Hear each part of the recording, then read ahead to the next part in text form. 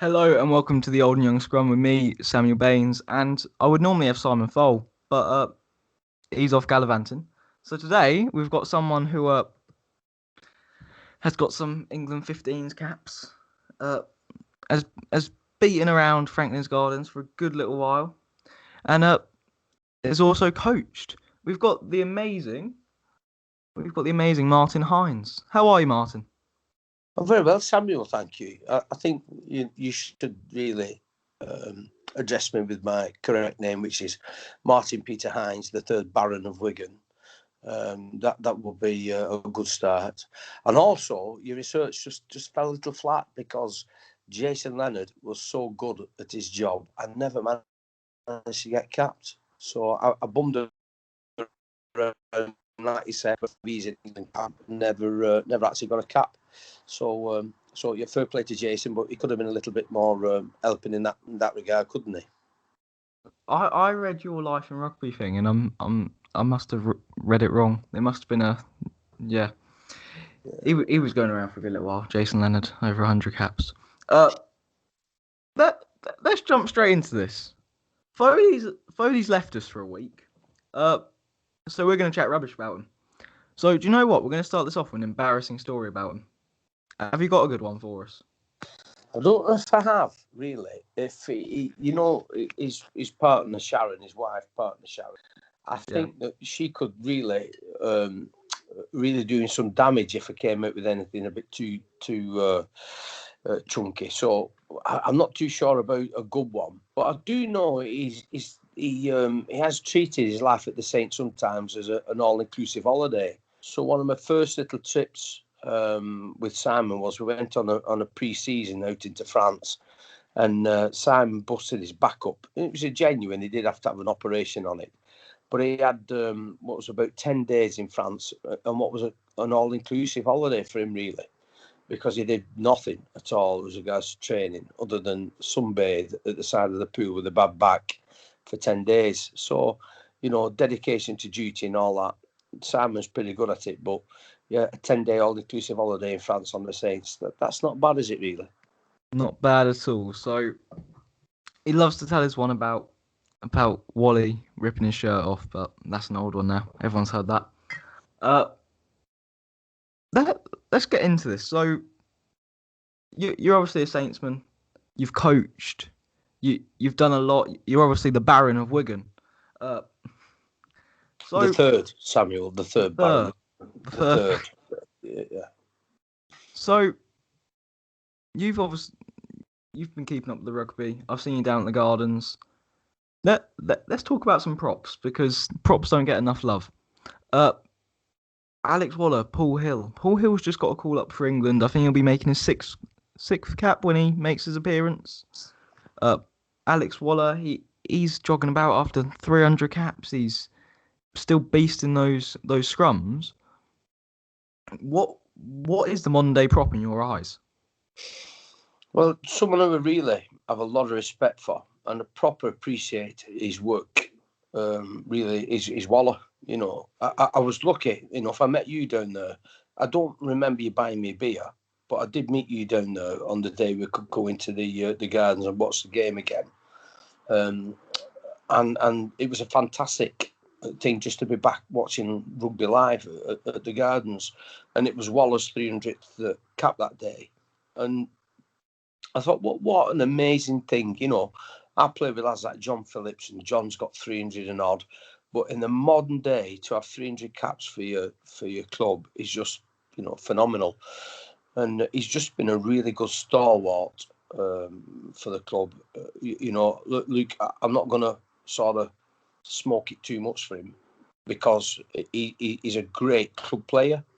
Probably not an international, but you need lads just like him. And I was a little bit like that. Never really the star of the show, but just would be able to graft and do him a little bit around the club. And that's what he does so well. And he also leads the lads now because of his experience and time in the saddle. He's now become a great captain. And what a great job he's doing for the club. I think he's a great person. He's that type of guy. He's very blunt. He's very honest. He He loves the fans. He loves the environment. You can see it on his face when he's playing, when he's back at the Gardens, when there are fans, and that makes the game, doesn't it? Having fans there, even when you're not the man who's stealing the show with those breakaway tries, that still makes the game. How do you reckon you would have fared playing during COVID without fans? I think it'd be shit, to be honest with you. You know, everything, to be able to have a bit of banter with the crowd and the crowd egg you on, and you see, we have had the best. Maybe Gloucester was as vocal. We've had the best speckies for the last 30, 40 years at the Gardens. They've followed us home and away. Coach after coach after coach load of people have come. And sometimes you'll be playing away at a soulless place like Harlequins or Wasps or whatever. And it's like playing at home, because our spectators, our fans have been so vocal and so committed to the cause that it feels like playing at home. So not having that, I can't imagine what it's like. It's just like having a throwabout on the back pitches in training, really. So it must be very, very difficult for the lads, because part of what you do, you know, as a player, is you draw down the energy off the crowd, and it must be. I haven't really thought of it, Sam, until he said that. It must be really daunting to play in an empty stadium. So yeah, I wouldn't have enjoyed it at all. Foley described it as a dismal. He said it would be absolutely dismal. He said that being a rugby player, professional rugby player, without a crowd is just, it becomes no different than sitting in a cubicle at work. Yeah, I agree. You know, if you go to places, you know, where they know you've had a few seasons under your belt, you go down to Kingsholm and you're in front of the shed at Kingsholm, and the lads that shouting and abusing you and trying to spit at you, and you can feed off that, and your energy grows, and you can focus it into the game and into your job, and that's all good. And without it, you know, I agree with Foley. It's pretty soulless, really. And also, I should imagine, I'm not saying that the players today have a drink like we used to have a drink, but we pop up after a game and have a couple of beers with the lads we've played against, catch up on things and have a bit of a crack. And you talk to, you know, the opposition's committee and just the spectators and people who are always in the bar, have a couple of beers and a crack with them. And of course, they're not there. So I suppose you finish the game, have a bite to eat and go home. And you think, well, you know, what's all that about? It's like clocking in at the factory, isn't it, really? So I agree that normality now must getting back to having crowds and being able to interact with other people must be great for the players. You know, it's been a long period of time where they haven't. We've obviously not made the quarterfinals, what I'm absolutely distraught about. You know, I'm practically in grieving. Your best prop out of those, who do you reckon is that man who feeds off the crowd, but is also that proper clubman who is also an amazing player? Who is your front rower? Who is everything that they need to be? Who's in? I don't know. You know, people come in and come out the club. But you know, if you I was just speaking about Waller again, really. If you want to look at somebody who, you know, has tattooed, you know, all over him the Saints. If you cut him in half like a piece of Blackpool rock, he would say the Saints all the way through the middle, and that you know, Waller's great like that. There are better players in him around. Don't get me wrong, you know, but he is, for me, what a club player should be. Absolutely dedicated to the cause and works so hard, tirelessly, to be the best he can be. And so that, you know, that's him. And the Saints have had some fantastic people come through. Don't get me wrong. I mean, I played with a guy called Gary Pagel, and Gary was just the most immense player I've ever played with. He was phenomenal. He was a South African lad. I mean, you'd have been shitting yellow when he was around then, to be honest with you, Sam. You're only a babby. But he was a great player and won the European Cup for the Saints in that team. But he was a quiet person, just went about his business, and obviously returned back to South Africa once his career at the Saints has finished. You know, if you look back even further, there was a guy called Gary Pearce, and Gary Pearce was a legend of a man. And I can remember playing against the Saints for my former club Orrell in the semi-final of the cup, and Saints beat us that day, and it was an occasion where Buck Shelford had become the captain. He'd come over from New Zealand, become the captain of the Saints, and Gary Pagler and I fought tooth and nail all day, knocking lumps off each other, and yet we became the most greatest of friends. You know, it's the front row it's a funny old position because of skullduggery and the dark arts, as they call it sometimes, but you earn the respect of the person you're playing against only if they are tough enough to give it you back. So if you give him a bang and he gives you a bang back, you gain a respect for each other, and that's the way it will be. I can't even remember the names of the people that's come and gone. You give them a bang and they just run away and cry, and that's it. You've no time for those kind of people. Your best games and your best opponents are the ones that will bite back a little bit. And you know, the Saints have had a load of great props through the years that would do just that. You know, the fight for the jersey and the fight for the cause and the love for the club. And well, you can ask. You're not gone to sleep now, Sam, have you? No, I haven't. So you can ask who? Sorry, I just missed that. No. Just I wonder if he's still awake. So it's a bit late for you, isn't it? Yeah, I think there's been some amazing props that have come and gone from the Saints. I know that Foley likes to tell a story about when JP gave his brother a bit of a wallop, and he said that it's always that jersey. The reason he reckons he did manage to cling on to his Saints career for about 10 years is because he was always fighting for it, because there was always that kind of fire in his belly. If we move away from the Saints for a minute, if we move to another club that isn't too far from here, Bedford Blues, you've done some coaching there. That's where I'm playing at the moment. Yeah, 13 years I did there, Sam. I had 13 fantastic years. The guy that runs the show there is a lad called Mikey Raya, and he was a fullback for Cardiff and Wales. A fantastic footballer. I remember playing against Mikey, and I was lucky enough, as Wayne Smith finished at the Saints. We did 3 years working for Wayne Smith, and then the new guy Solomon came and sacked us. And so just at that time, Mikey Ray was coming to Bedford and said, you know, could I come over and work with him, do the forwards? 13 fantastic years there, and it is just the beautiful, best club. It was like the Saints used to be in the old days. So not a lot of money about, but lots of dedication to the job. We have a lot, as Cilla Black would say. Do you know who Cilla Black is, Sam? Pardon? Do you know who Cilla Black is? No. Well, she would say we have a lot of laughs and Bedford, naked buses, having a drink with the boys, total commitment on the pitch. We had a fantastic 13 years with Mikey Ray, and he's still running the shop now. Like it's a good ship that he keeps over there. So it's great. And also at the time, we used to have all the Saints people that was coming out of their careers at the Gardens used to come over to us. So Matty Allen would be over there, Craigie Moyer, JP, Matt Vollins, Paul Tupai, all the old boys that was falling out of the Saints as their career was ending in the Premiership would drop down into the Championship and come over to us. And it was just the most fantastic time, really. I'm loving my time there. It seems to be a beautiful, close-knit club. It's I'm working hard. Let's say that.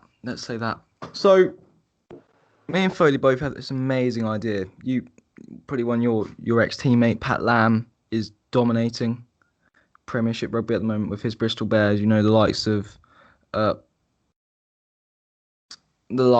of Exeter Chiefs. Rob Baxter is also playing amazing rugby. Do you reckon young coaches are the future of Premiership rugby? Younger coaches?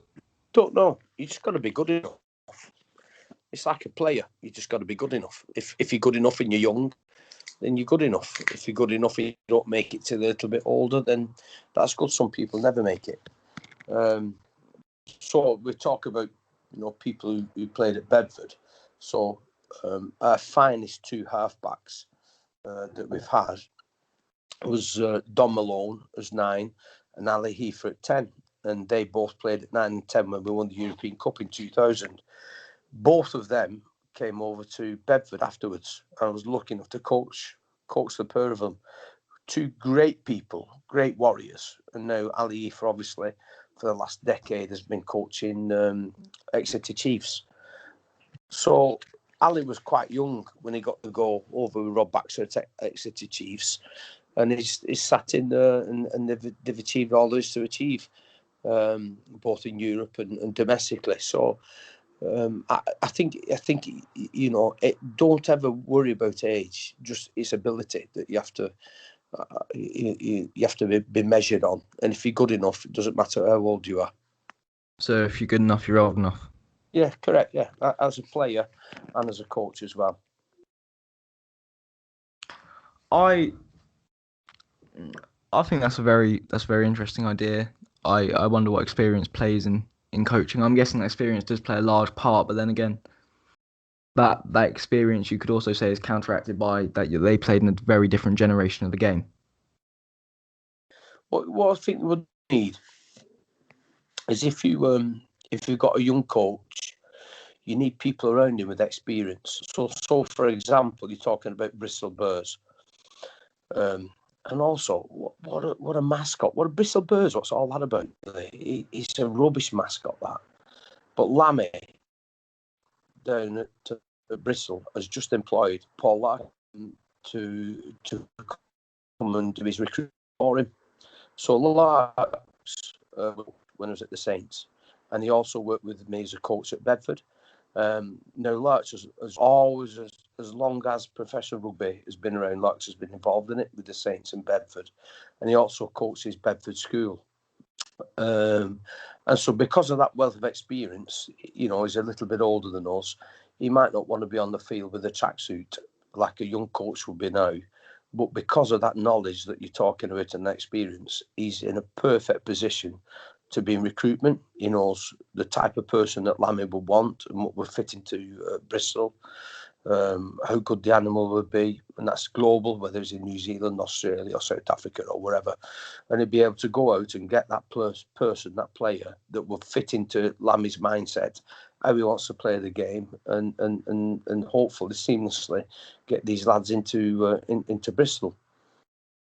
Those positions, obviously, they don't come around all the time, and they need to have the right person to fit them to make it work. Because there's a lot of people in the past say they can do the job, but just haven't got that wealth of experience. So you're correct what you're saying. If you've got a young coach, what you need is experience around them to just guide them a little bit and let them follow the dream. Yeah, I find that very interesting. Obviously, Bristol are probably in the best position to win the cup this year. If you look, they've got like a 95% of their team aren't injured or something ridiculous. They're amazingly tactful, amazingly exciting. How do you think that? What do you think of the final four teams? What do you think of the playoff teams that we've got? I think it's been a bit shit, to be honest, because with this COVID, it's not been the same season it would normally be. There's not been the bump and grind, and it hasn't been the same, has it, really? And I'm quite happy how things have panned out as they are. The RFU have been involved with some games that couldn't be played because of COVID and point systems and this, that and the other. But what I would say about Bristol is I feel they're moving in the right direction. I quite enjoy what they're doing. I love the football that they play. And if they win it this year, my challenge to Pat Lamb and the team down at Bristol is, okay, under normal circumstances, next year again. And I think they could do it again, because we're starting, 0-0 next season. If Bristol go through and do it again, then they will be able to turn around and say, I told you so. This season's been a bit difficult, and people will always be able to turn around and say, well, Bristol only did it because of COVID and whatnot. But I feel they have the ability to do it again. That'd be nice if they did, actually, Sam. So yeah. Yeah, to be fair, no, I am cheering for Bristol. They've got an amazing backline, amazing team. They've got an amazing front row, John Ofavoa. Can't pronounce that correctly for the life of me. It's an amazing team with a large amount of skill, and I believe that they've got that perfect balance between blooding their young lads and letting their older guys and their rock stars play. And I think that's what's allowed them to play the level of rugby that they're playing for so long. I've got a question for you, and we tend to avoid the Saracens on here because it's the Saracens, and we don't. They're championship teams, but you're talking about next season. Sarri's back up. Could they chuck a spanner in the works for Bristol and Exeter? Don't see why not. They're, as a Saintsman, I can say as a player and also as a coach, is I like Saracens. The Saints hate them. The what was a new Leicester. We used to have a passion against hating Leicester in the old days, and now Saracens have taken that mantle off them. But when I was working at Bedford, we used to do live sessions with Sarries. Matt McCall and the team of coaches they had there could not be any better. They absolutely loved having us over, loved doing the live sessions on the lineouts and the scrums and the defence and the back plays and attacks. We used to do it often, and it was really, really good. And they're humble people, and they had a good work ethic. And I really enjoyed working with Saracens. And unfortunately, that was because the Saints wouldn't have a relationship with Bedford at that time. And so Jim Mallender and Dorian West refused to let the players come and play for Bedford, and the Saracens players did let them come and play. And so there's a host of internationals and players from Saracens that's come through Bedford, and they played for us first. I can remember young Owen Farrell turning up, only looking like a little baby, to come and play for Bedford. So I have a great relationship and a great respect for Saracens, even though it's a little bit prickly with the Saints. But things have changed, and we've now got a mature group of open-thinking coaches at the Saints, and they now have got a relationship back with Bedford, and I think that can only be a positive thing. I can't think of anything that isn't more positive than having a championship club right next door to the Saints that they can feed the young fellas into. I mean, I do know this, that Connor Tupai is absolutely flying and loving it at Bedford, picking up man of the matches. The kid's doing phenomenally well. And at the moment at the Saints, he just couldn't quite fit in there. So it gives him ability to spread the wings and play the game, going to a championship club. It must be just when you're playing championship rugby, you've obviously still got that pressure of winning. So you've still got that pressure that allows you that can feed you and make you better. But then again, you've also got that you're in a different environment. It must just be so nice just to play championship rugby, because especially when you just can't seem to get a game at Prem, and you know that you're continuously there developing your skills, and you know that is that is kind of like your home away from home in effect. Let's talk about the championship on a different level though. Okay, coronavirus is supposed to be terrible for rugby.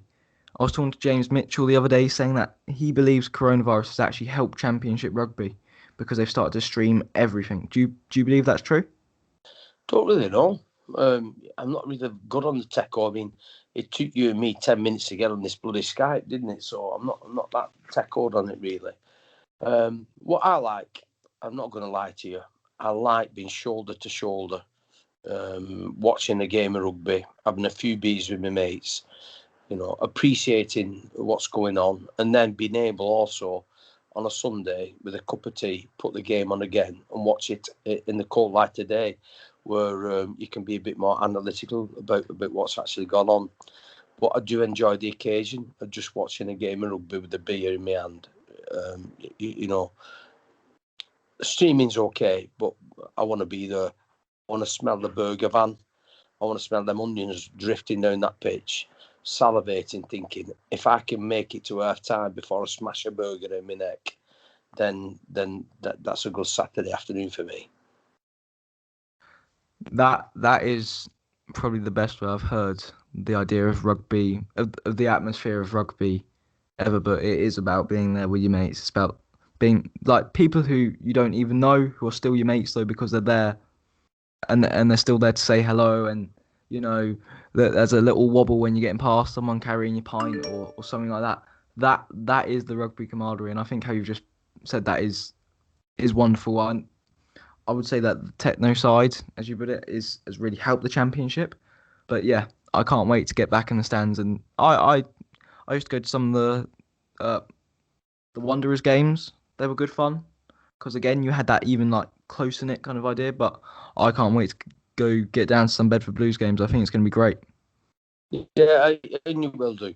And the best thing is for the people from the Saints to play at the Blues is Mikey Ray and Alex Ray and the coaching team there. I mean, Alex Ray, the forwards coach now, he was a Saints player. And the winners, and that's what you like. If you're a young player coming to a club and the bosses are winners, they want to win and they're desperate to win, and you can feel that.